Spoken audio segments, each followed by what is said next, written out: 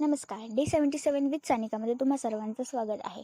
तर आज होता आमच्या दादाचा बर्थडे, त्यामुळे तो सेलिब्रेट करण्यासाठी आम्ही त्याला देणार होतो सरप्राईज. पण त्यासोबतच मी जाणार होती उद्या हॉस्टेलला, त्यामुळे आज मम्मीची होती चायनीजची ट्रीट. दीदी, मी वगैरे सर्वजण गेलो होतो. मग ठीक आहे, पहिल्यांदा चायनीज यायच्या आधी हे थोडंफार आलं आणि ही बघा मला ट्रीट देणारा माणूस म्हणजेच माझी मम्मी. परत मग ट्रिपल राईस ऑर्डर केला होता, कारण की जागा एवढी नव्हती पोटात. सगळ्यांना बरोबर पुरायला असं इतकं छान होतं ना ट्रिपल राईस.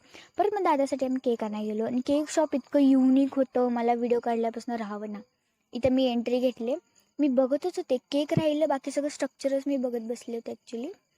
तर केक वगैरे पाहिले, केक इतके छान होते की बसच.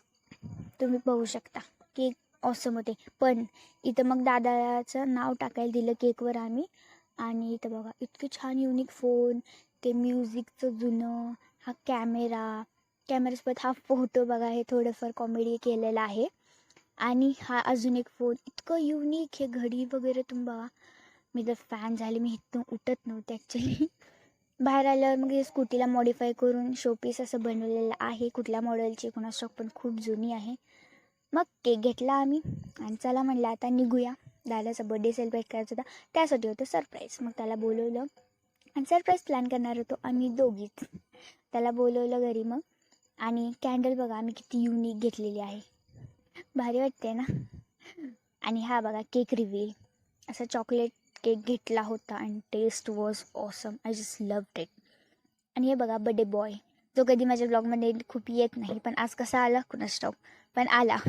त्यात पण त्याची खूप मस्ती चालू होती, बघू शकता चाकू तो. पण मस्ती खूप केली आम्ही, खूप छान, खूपच भारी बर्थडे सेलिब्रेट केला आहे.